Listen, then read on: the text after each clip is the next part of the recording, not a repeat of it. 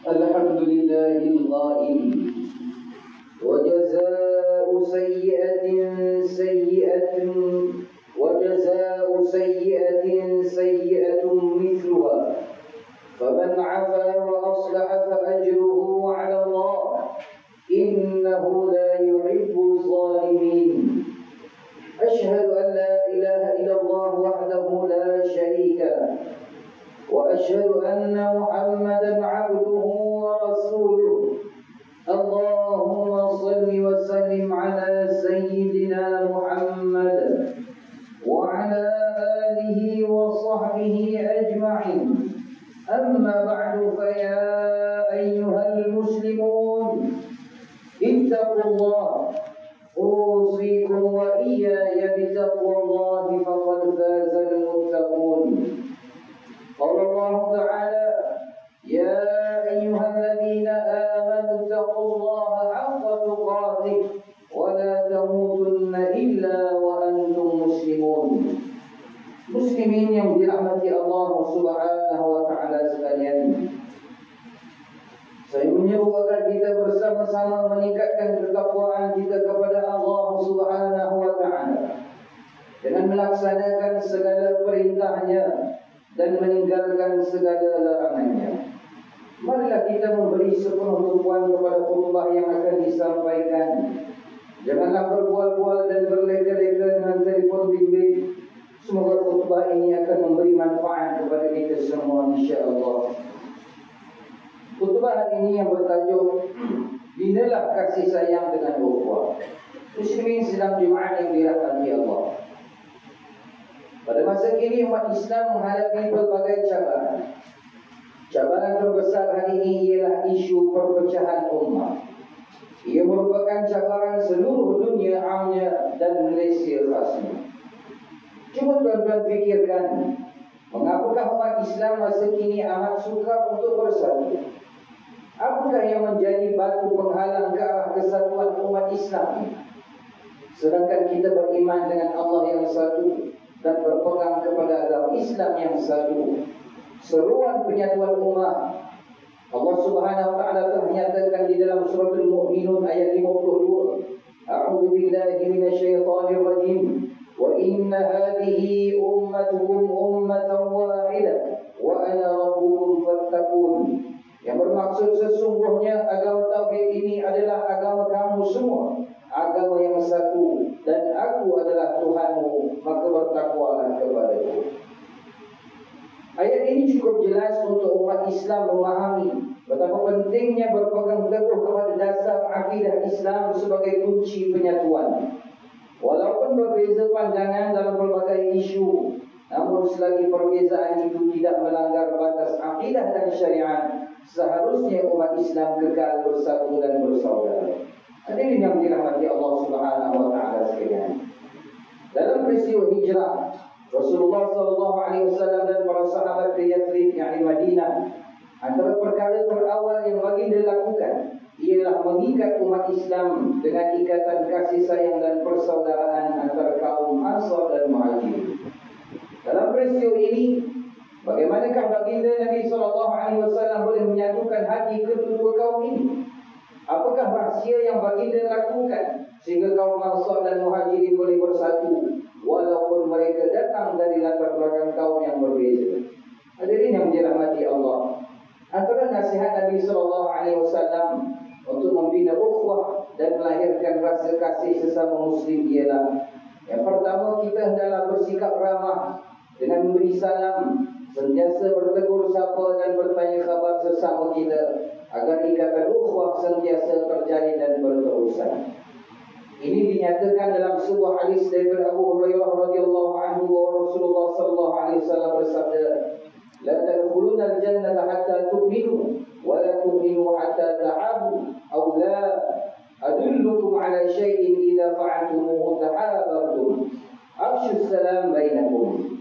Kalian tidak akan masuk syurga hingga kalian beriman, dan kalian tidak dikatakan beriman hingga kalian saling mencintai. Mahukah kalian aku beritahu dengan sesuatu yang apabila kalian lakukan, kalian akan saling mencintai? yaitu sebarkanlah salam, yakni ucapkanlah salam di antara kalian. Hadis riwayat Muslim. Berdasarkan hadis ini dapat disimpulkan bahawa salah satu amalan yang mendorong perasaan mencintai sesama muslim ialah dengan memberi ucapan salam kepada sesama muslim.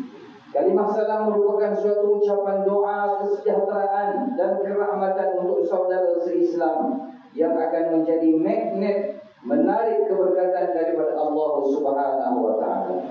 Institusi masjid dan surau boleh berperanan untuk menghidupkan budaya murni ini melalui kempen memberi salam, program ukhuwah, diskusi dan lain-lain. Yang kedua, pembinaan ukhuwah dan kasih sayang boleh dicapai apabila kita berlapang dada untuk sentiasa memaafkan saudara se-Islam kita yang lain. Kita memahami bahawa manusia tidak lari dari melakukan kesalahan, sehingga memaafkan kesalahan orang lain amat digalakkan di dalam Islam.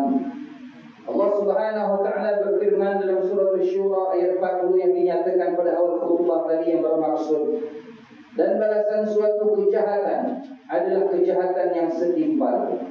Tetapi sesiapa yang memaafkan kejahatan orang dan berbuat baik kepadanya, maka pahalanya tetap dijamin oleh Allah dengan diberi balasan yang sebaik-baiknya. Sesungguhnya Allah tidak suka kepada orang-orang yang berlaku zalim. Ketika peristiwa pembebasan kota Mekah, Fathul Mekah, tidak berlaku pertumpahan darah dalam kalangan orang Islam dan penduduk Mekah. Bahkan Nabi dan para sahabat menunjukkan akhlak yang mulia terhadap kaum musyrikin Mekah, walaupun dahulu mereka pernah menyiksa dan menghina baginda Nabi SAW dan para sahabat. Bahkan Wahsy yang telah membunuh bapa saudara baginda, yaitu Hamzah bin Abdul Muttalib dalam peperangan Uhud juga, baginda Nabi SAW memaafkan. Akhlak yang begitu indah inilah yang menyebabkan mereka memeluk Islam secara beramai-ramai. Hadirin sidang Jumaat yang dirahmati Allah. Yang ketiga, bersegeralah memberi pertolongan dan bantuan kepada yang memerlukan pada bila-bila masa, terutama orang yang mempunyai hubungan persaudaraan paling dekat dengan kita. Pertolongan yang kita berikan dengan penuh keikhlasan mampu menyatukan hati manusia. Bahkan Nabi SAW amat menggalakkan kita untuk menolong meringankan beban saudara kita yang lain dalam berbagai bentuk pertolongan, sama ada menyumbang dari sudut pakaian, makanan, minuman dan lain-lain.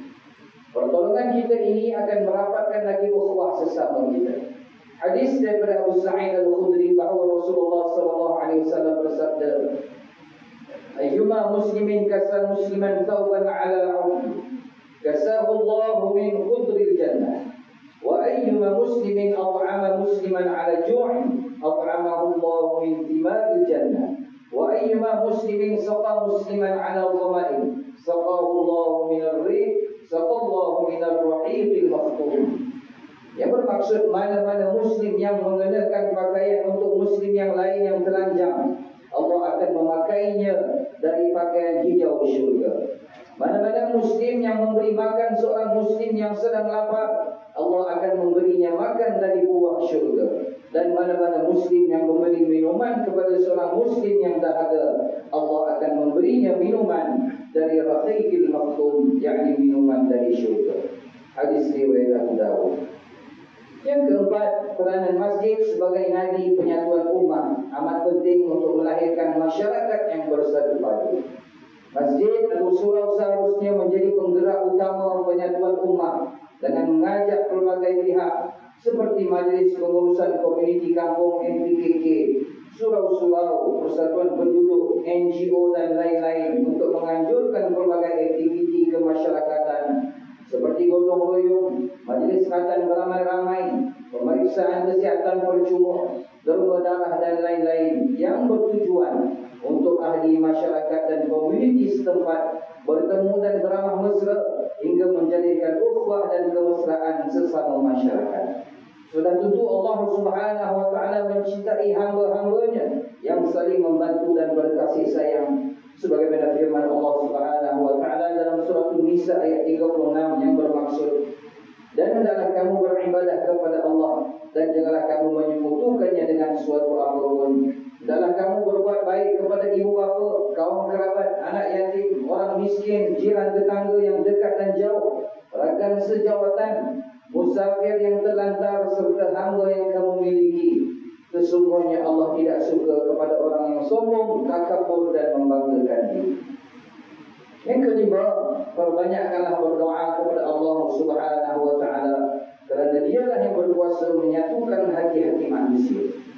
Sebagai seorang yang beriman, kebergantungan harap kepada Allah Subhanahu wa taala wajib diberikan sebagai talian hayat terakhir untuk menyatukan umat selepas segala usaha penyatuan telah dilaksanakan.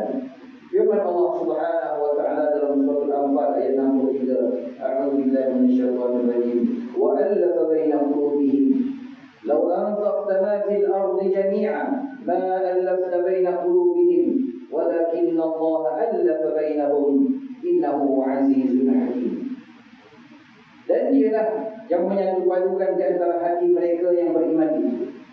Kalaulah engkau belanjakan segala harta benda yang ada di bumi, nescaya engkau tidak dapat juga menyatupadukan di antara hati mereka.